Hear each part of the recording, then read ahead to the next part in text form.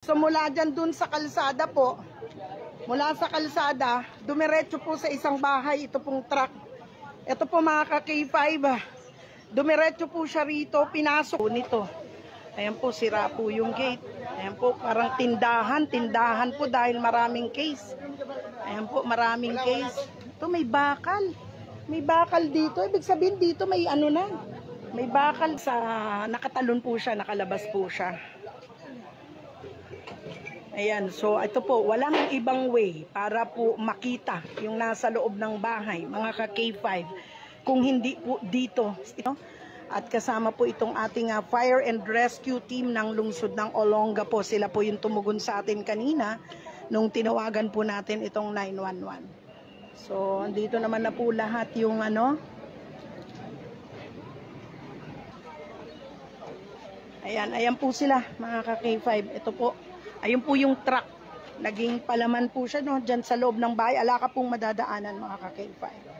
So tindahan po itong harap. Kaya po siguro ganun karami yung mga case ng soft drinks ano, na nadaanan po nitong truck. Ito po yung ating kakalsadahan. So ito, talaga pong on the spot po binawian ng buhay. Nandito po tayo kanina. Hindi po tayo doktor pero talaga pong kung makikita nyo po yung itsura kanina ay masasabi po na wala ng buhay, kaya tinalukbungan na rin po siya noong mga residente at noong mga barangay na immediately po ay naandito.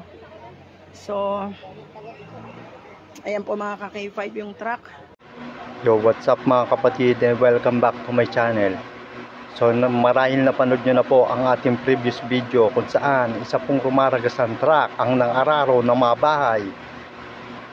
Kung gusto nyo pong mapanood ng buo, tara simulan na natin dito lamang sa Wang Buang TV.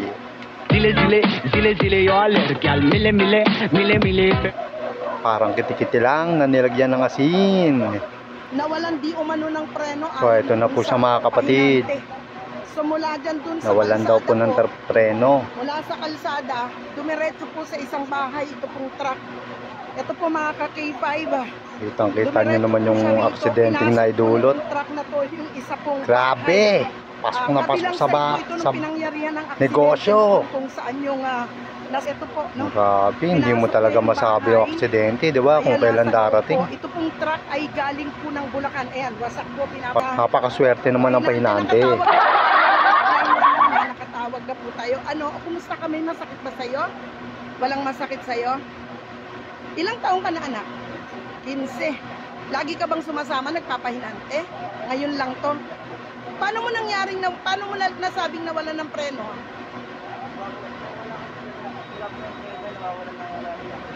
Nawawalan na siya, hindi nakatulog. Nawawalan na pala ng preno, hindi nyo pa pinaayos. Okay, so Jobel, ano? Jobel ang pangalan. Ikaw, anong pangalan mo? Ha? John Lester, 15 years old. Ito po, sinisimulan na po nilang tignan kung kumusta po yung driver dahil nasa loob na po ng truck. Ayan. Ayun po, ayun eh. Wasak po talaga. Wasak po talaga mga ka-K5. Grabe, yung pinsalang na idulot, diba? Nananahimik yung bahay, binangga. Meron po tayong nakakaswerte po. Nahagip po nila. Babae yung mga negosyo nila, napinsala. Naka-tricycle. Pero ayan, kung makikita nyo po, ito po yung remains ng kanyang motor ba to? Motor? Wasak-wasak yung motor. Grabe naabot. Ito po yung tinakpan na po nila yung casualty, yung babae. Ano po? Kawawa naman. Ito po babae. Galing daw po ng ano? Galing daw po ng trabaho. Galing po ng trabaho. Nag-aabang. Siya po yung langkip. Ito po yung kalsada. Nung nakaraan po, yung bus ay doon po sa kabila. Yung Arayat Bus at Dinalupian na jeep. Ngayon po, dito tayo sa kabilang side. Makikita nyo po, ayan. Bumaba po siya. Dire-diretso po. Itong truck, ano? Hindi na siya nakailag, no? If you're going to Olonga po, left side po. At dumire-diretso po itong truck. Dito po at sinagasa ang isang bahay. Grabe, kawawa naman yung babae. Nag-aabang ka lang ng sasakyan. Bigla ka na lang babanggay ng truck. Lunos-lunos din po. Napasok talaga yung truck, oh. May mag-ina po sa loob. Oh my God. Wawa naman. Mag-ina raw po ang nandyan sa loob ng bahay na yan, mga ka-K5. Wala ba tayong pwedeng gawin? Wala bang pwedeng gawin? Dapat may gawin tayo, hindi pwedeng wala. Ang bahay na sinira. Ang bahay na sinira. Ayan. Ayan. Ayan, yung truck. Sa ilalim tayo ng truck, ano? Sumisilip tayo sa ilalim ng truck, mga ka-K5. Ito po yung truck, napakalaki po nito. Ayan po, sira po yung gate. Ayan po, parang tindahan. Dito, Yung bakal, wasak eh. may bakal dito, ayan po. Pader, wasak oh. May bakal po, ayan. Dapat talaga Tsaka pati bahay nyo nung gusto yung may nadurog. bahay nyo. Nung truck na ito, no? With plate number AUB 3256. Para kahit sinong bumangga eh, hindi magigiba.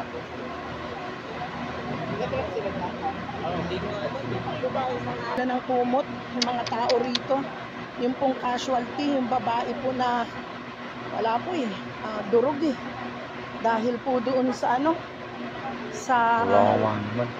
Pati motor niya, duto. Nakaka-K5 eh. Kaya napaka ano po, ito po yung kalsada. Hindi na siya nakailag. Habang rumaraga sa yung truck. Ito po yung kalsada. Nasa bag ko yon doon sa loob ng pink. Shoutout sa mga medic natin dyan. Tayo kanina nung Maraming salamat sa inyo.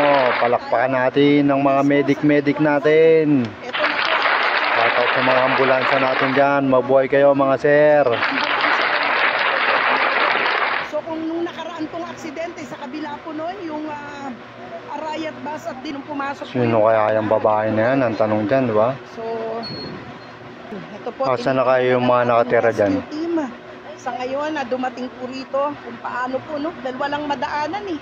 Buhay pa kaya sila yung mga nakatira dyan? Parang nag-cash na to. Nagbagandang loob na lang po ilang residente rito na siya po ay takpan ng kumot. Dito tayo sa may taas. Ayan o, may ano pa ng motor eh. Mukhang nakamotor, hindi ko rin po alam ha. Sorry kung hindi nila alam dahil madilim pa po nung nangyari to eh.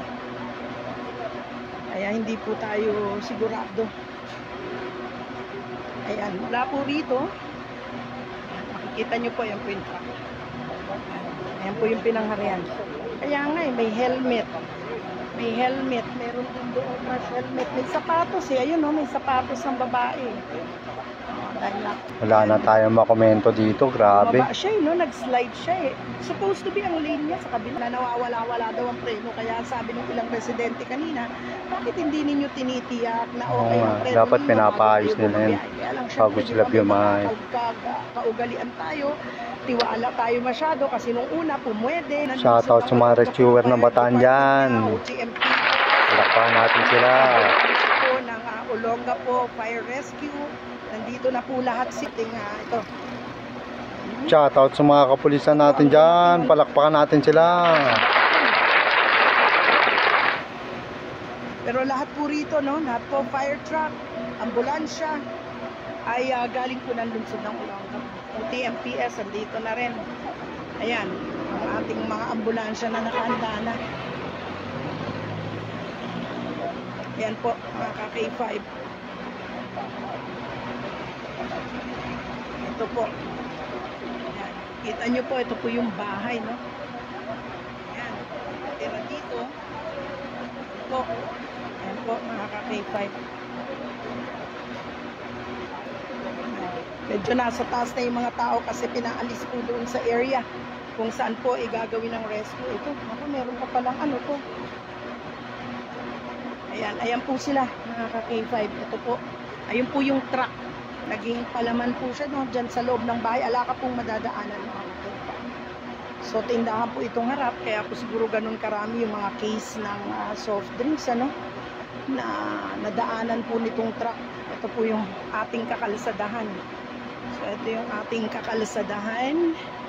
At ito po ay kurbada.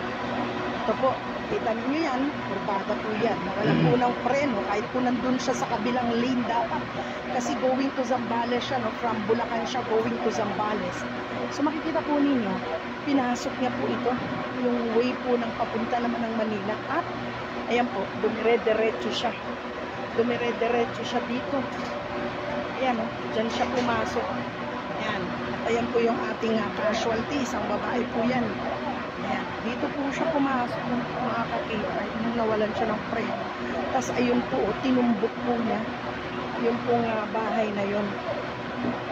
Ayun po, tinumbok niya. Doon po siya nasa laksak, no?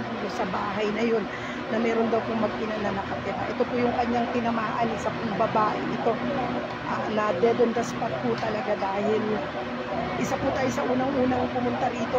Pagkarinig po natin, no?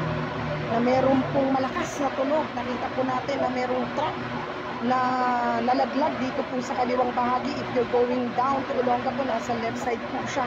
Agad po tayong tumawag sa 911 bago pa po kumarating dito. Mula dun sa aking kinatatayuan sa harap ng Anrakels. Tumawag na po agad ako ng 911 at sinabi ko nga po na merong aksidente rito. At pagdating ko nga po tumambad sa akin, ito pong babaeng ito na nasa gilid ng kalsada at wala na po talagang buhay. Hindi po maganda ang itsura dahil marahil na medyo may kalakihan po yung truck. Kaya, ayan po, may isang residente rito nagmagandang loob na lang na siya po ay takpan ng puno. Pero ano po yan, sobrang hindi po talaga maganda yung itsura. Talaga pong on the spot po, binawian ng buhay. Dito po tayo hindi po tayo doktor, pero talaga po kung makikita niyo po yung itsura kanina, ay masasabi po na wala ng buhay, kaya tinalukbungan na rin po siya noong mga residente at noong mga barangay na immediately po ay naandito. So, ayan po mga ka-K5 yung truck. Well, nagdadatingan na yung mga rescue team dito. Kinordonan na rin ang area.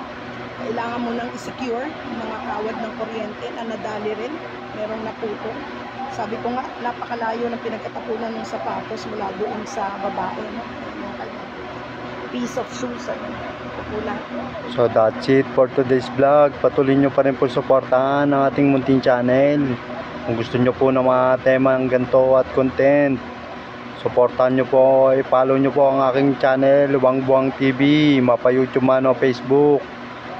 Hindi na po tayo masyadong makapag-komento dahil kita nyo naman po, grabe naman po yung inabot ng bahay dahil sa pagkawala ng preno ng truck. Maraming salamat po sa mga nakapanood.